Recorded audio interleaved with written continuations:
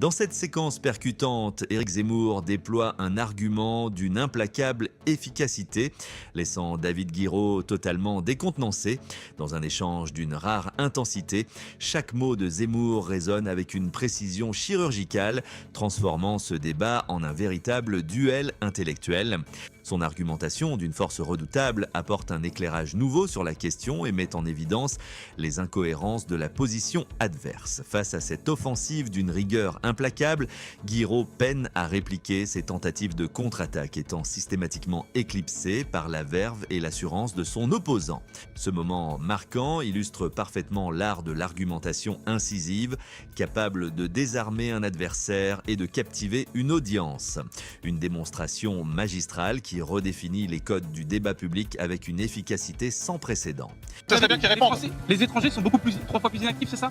Je vous donnerai les chiffres. Alors, il vous répond et vous dialoguez. Ce qui est intéressant, c'est le dialogue. D'abord, je tiens à vous dire que moi, quand je raconte mes dîners, mes déjeuners, comme vous dites, c'est parce que d'abord ça correspondait à mon métier de journaliste et qu'en plus je trouvais ça intéressant de voir le décalage entre ce que les gens, les politiques en particulier, disaient en privé, me disaient en privé et ce qu'ils disaient en public. Je pense que ça intéresse les gens. Sur ça, si vous voulez bien bien, sûr, bien sûr. Je pense que c'est pas ce qu'attendent les gens de cette émission. Vous avez raison. Vous avez raison.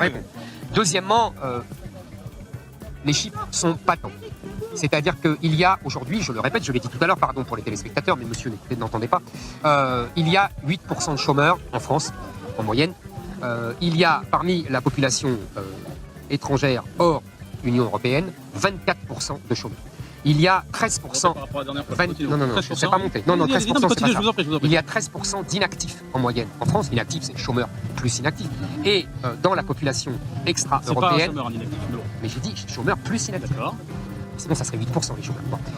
Donc il y a 13%. Et là, il y a parmi la population étrangère hors Union européenne, une fois de plus, essentiellement africain, il y a 40% d'inactifs. Je peux vous arrêter là-dessus? Non, je finis. Je vais quand même le faire. Mais vous allez me répondre, Vous êtes en pas train de m'arrêter. Allez-y. Non, je ne suis pas en train de mentir. Je vous donne la parole. Je voulais simplement dire que ces gens-là, vous savez, il y a une règle, je l'ai déjà dit, dans le Code des étrangers, qui dit que les étrangers ne doivent pas coûter aux finances publiques.